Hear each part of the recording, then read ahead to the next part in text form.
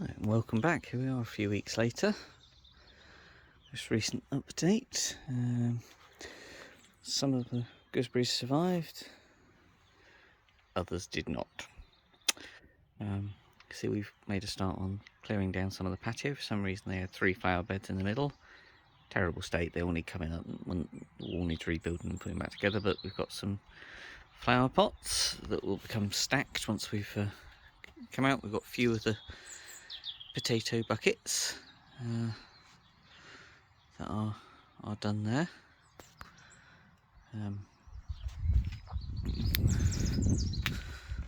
Down this end, got all sorts of flowers all sorts of places, but you know, that's basically a bramble jungle that's going to be cut down. I'm not quite sure what we're going to do there. I was thinking we might put we've got a little inflatable hot tub, we might put that there. Okay. Grass tank hasn't changed.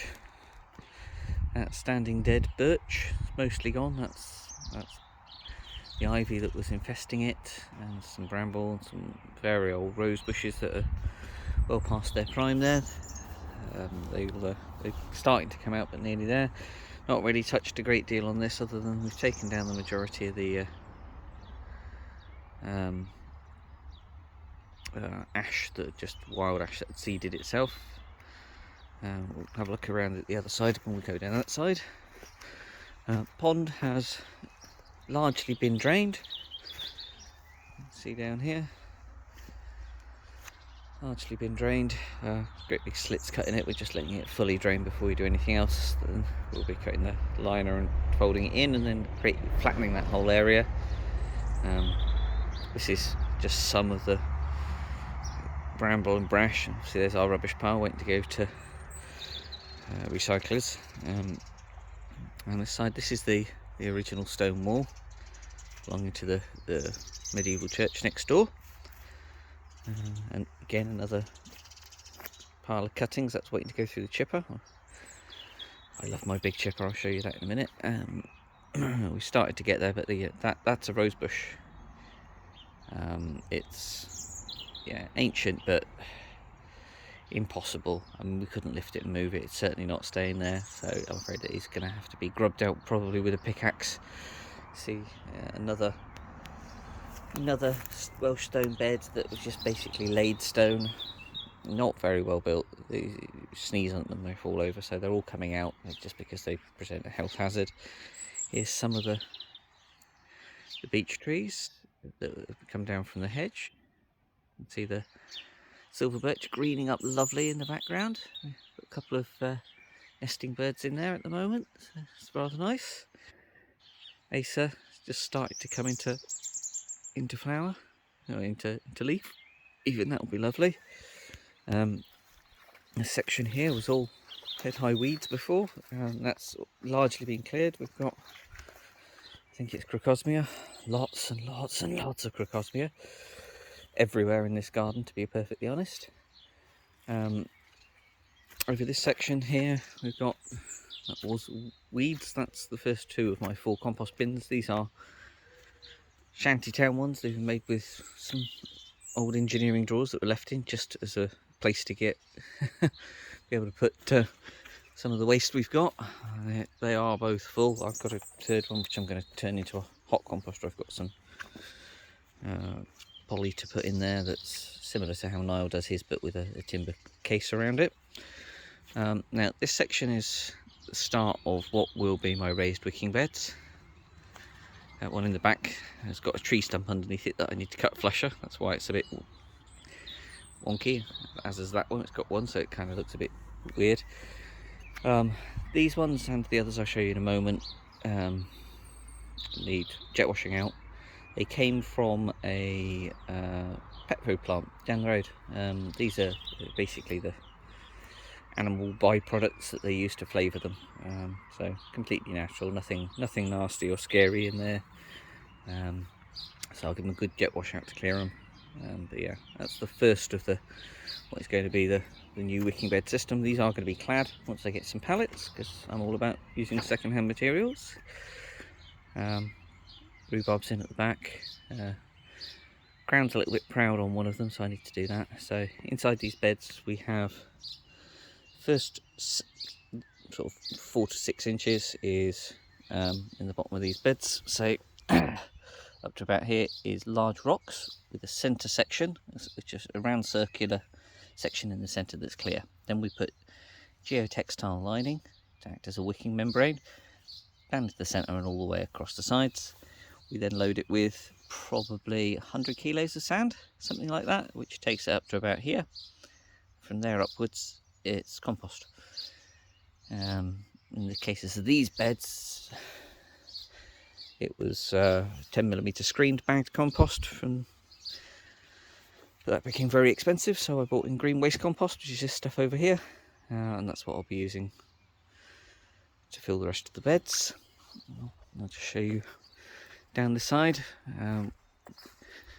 That's the same sort of layout. You can see the pond here. These irises are all being lifted and they have a new home to go to, all of them. There's a combination of blues mostly here and some beautiful white ones over there. We'll keep a few, but the majority of those are going to a new home as part of the process of changing how this garden looks. The eventual aim is that where the pond is, actually from about here, there will be a lawned area all the way up to there, patio behind it. Yeah, some flower borders down here. There'll be a flower border behind over here, over this section, and various pots and bits. You see we've got flowers everywhere in this garden. I have taken hundreds and hundreds and hundreds of them up. We've still got hundreds and hundreds and hundreds and hundreds of them to go. But it is the nature of the beast. I've put some wall hanging pots up on the wall now that it's clear. Strawberries in them. Some of them are doing better than others, but they'll all come good eventually. And there is actually a decent sized walkway down here. Just going to show you in the greenhouse. I haven't managed to fully clear this pile yet, and I haven't started on this disaster zone. I'm fairly certain these are hops. I'm going to cut. They're coming up everywhere, so they'll be a challenge to manage. But yeah, that actually is, I think, not as big as we think it is, because if we look down here where I've cleared it, there's a rubbish bin. But I have access to a dirty but functional greenhouse. And in here we have a variety of things. So we've got some tomatoes. I've got a couple of sun golds and some grafted tomatoes, because I always think greenhouse based tomatoes are better if they're grafted, and some peppers, because I wasn't here in time to get them planted. You've got various flowers. There's some nasturtium, I think that's cosmos, a few spring onions, marigolds. What have we got there? Oh no, that's cosmos. So what's that?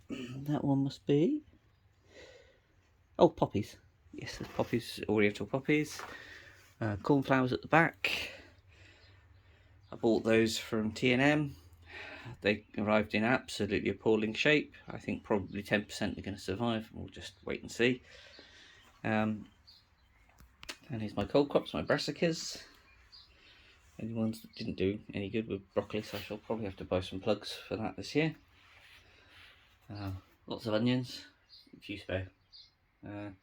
Strawberries in the background that I don't think are going to do anything, but there's lots of onion sets. They'll be starting to go out fairly shortly. They're going to go into the beds in rows. And then spuds in pots ready to go out. As you can see, we've started to go. First couple of first earlies are coming through already. We'll see. Lots more hops in here. This is probably doubling overnight. I'm going to have to get in and cut them back on a regular basis, I think. I'll take you into one part of the workshop. It's a bit of a work in progress. I've still got most of thousands of boxes from when we moved, but that's my potting station. All sorts of bits and pieces here. Composts and pots and all sorts. So yeah, we've got some stuff on the side still. So we've got spinach in there, some that's a potted fem spot, some more fem spot here, blue hubbards and courgettes, some lettuce, I think they're gherkins, those are a different type of cucumber, first early spring, with some Chioggia beetroot, the sweet corn just started, you know, that's doing okay. Peas I've had to reset because the first lot didn't come up at all. Okay, and then we'll walk through the disaster zone that is the rest of this garage. My toy. Bloody brilliant chipper. Very expensive, but bloody brilliant. I'm chipping these as quickly as I can. You can see I've got next pile of brash ready to go. That will probably be used on paths. I think I'm going to put some weed proof down between the areas, and we can just put this down. Eventually they will become either slabs or concrete. I haven't decided which yet, but for now this can go down and just be shoved into compost next year. Some IBC bases. So we started the process of both taking down the Virginia creeper and taking out some of the starting to take out some of the walls. Let's go around. That's I can't remember what's in that one. Salvia, I think. Quite pleased because this is a green gage tree that was a baby from one that came from our last family home, and we've actually got flowers on it this year, which makes a change. So we might even get a few gauges. I've cleared all of this ivy on this side, as you can see. That was literally just a bed of ivy and nothing else. Still see the kind of the concrete markers just about. I'll show you down there. Delineate that bed. That will be raised and that will become a proper flower bed. Half of this has gone. Still got to do the other half. You know, the easy half has gone, so you know that will be a job for hopefully the rest of this weekend. We'll get that down and get that done.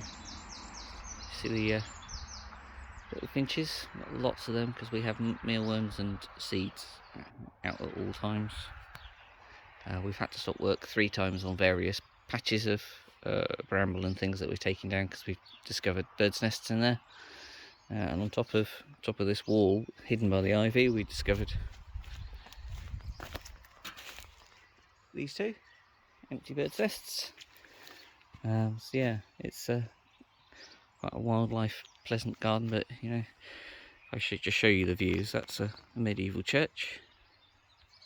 This is why I wanted the beech trees gone. You can see up into the foothills of the Brecons. And our neighbours on the other side. Very friendly bunch they are. That's it for me for this update. I'll bring you another one in another few weeks. I'll see you then.